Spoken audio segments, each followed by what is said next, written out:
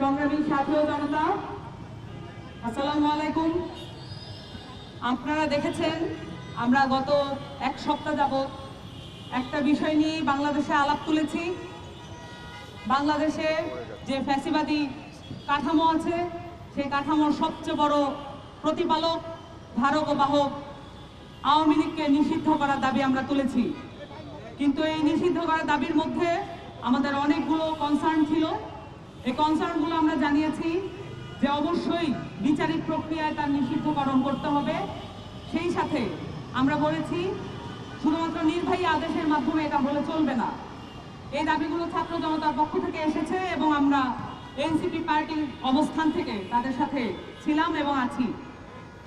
এবং আমরা আমাদের আন্দোলনের এক পর্যায়ে আমরা দেখেছি পরিপত্র জারি হয়েছে এবং আইন সংশোধনের কথা এসেছে এবং আমরা সেই আইন সংশোধনের একটি পর্যায়ে যে পরিপত্রটা প্রজ্ঞাপনটা আমরা আজকে হাতে পেয়েছি।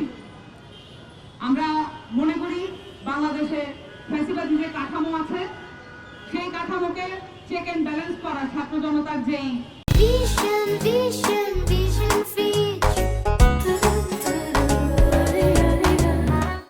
জায়গাটা আছে সেইটাকে ওই ফ্যাসিবাদী কাঠামোকে ট্যাকেল করার জন্য এই পরিপত্রটা আমাদের জন্য খুবই প্রয়োজনীয় ছিল।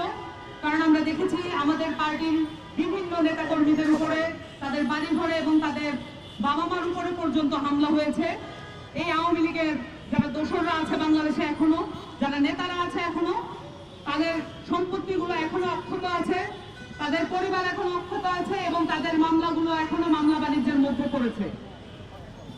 আমরা সেই জায়গা থেকে আমাদের নেতাকর্মীদের উপরেও হামলা হতে দেখেছি এবং এই হামলার প্রতিবাদও আমরা বিভিন্ন সময় করেছি।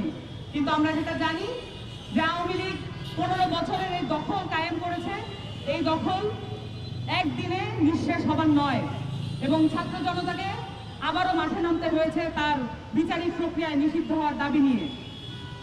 আমরা সফল হয়েছি, কিন্তু আমাদের এই কথাও বলতে হবে জুলাই ঘোষণাপত্র জারি হয় নাই। জুলাই ঘোষণাপত্রের জন্য আমাদের আরো মাঠে থাকার আবশ্যকতা আছে।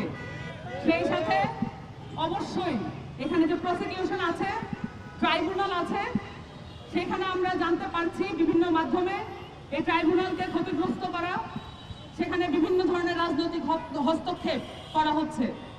এই রাজনৈতিক হস্তক্ষেপগুলোর ব্যাপারে আমরা তীক্ষ্ণ দৃষ্টি রাখছি। ছাত্র জনতা মাঠে নেমেছে, 5ই আগস্টে তার ক্ষমতা দেখিয়েছে, আবারও আওয়ামী লীগ নিষিদ্ধের এই আন্দোলনে আবারও তার ক্ষমতা দেখিয়েছে।